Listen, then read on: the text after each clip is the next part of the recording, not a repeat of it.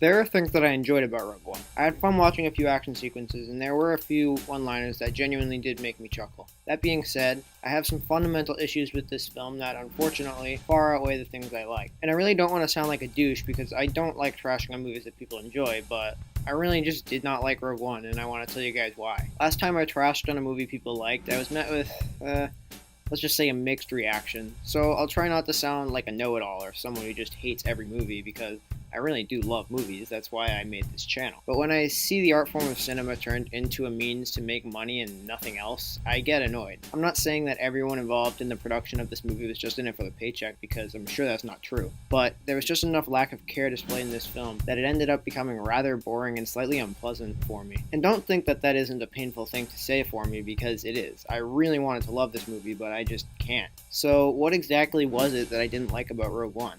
Well, to start off, this movie was literally completely emotionally dry. There was not one character in the movie that I cared about. The movie was trying so hard to make me care about them with the music and the framing, but due to a lack of proper development, I just didn't give a shit about any of the characters. Like, for example, there are a lot of characters that die in this movie, and not one of them made me feel even a shred of sadness or sympathy. None of them felt likable or relatable other than the droid and the blind dude, and I even lost interest in them as the movie went on. I don't care how much emotional violin music you put in your movie. I'm not going to care about your characters unless you actually build them up and define who they are and their emotional role in the film. And that brings me to another point. There is not a single moment of silence in this movie. See what I did there? There was music and then I cut it out. That caught your interest, didn't it? Well, that's something this movie is missing, and it's something blockbuster movies do far too often. They underutilize the value of silence. Don't get me wrong, music has a place in film, obviously, but it can only be used properly if there are also moments without music to complement the moments with music. And there are very, very, very few scenes in this movie that don't have background music. Even scenes with simple expositional dialogue feel the need to include music for some reason, which brings me to yet another issue I have with the movie.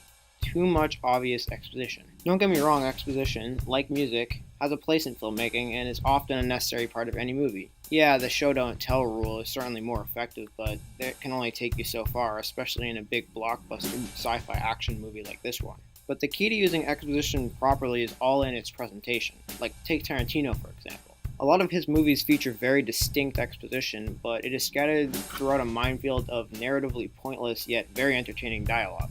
Take the dinner scene in Pulp Fiction, for example.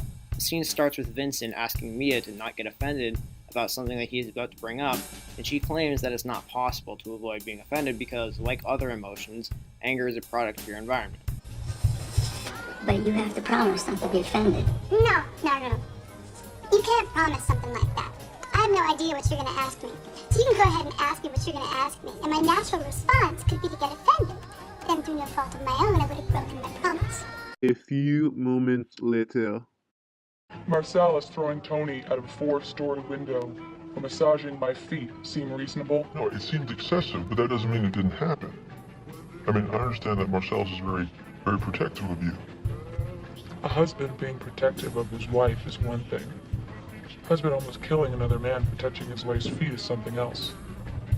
But did it happen? Only thing Antoine ever touched of mine was my hand when he shook it at my wedding. Mia's answer to Vince's question actually builds onto the narrative because it gives the audience insight as to who Marcellus is and what happened with him. So even though this scene does use verbal communication to build up the story, it feels entirely natural because the important information is displayed alongside narratively irrelevant information. This effective use of exposition is not displayed in Rogue One. Rogue One will have its characters go out of their way to explain the situation verbally, even though it feels entirely unnatural. If the film used the show don't tell rule, or hit its exposition in the same way Tarantino did in Pulp Fiction, then this issue would have been avoided entirely.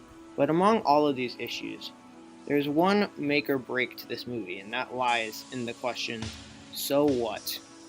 There's really no good reason for this movie to exist. It doesn't significantly change anything within the Star Wars universe, doesn't attempt anything that hasn't been attempted before, and other than some very loose and half-assed themes of religion and war, it doesn't even have anything important to teach.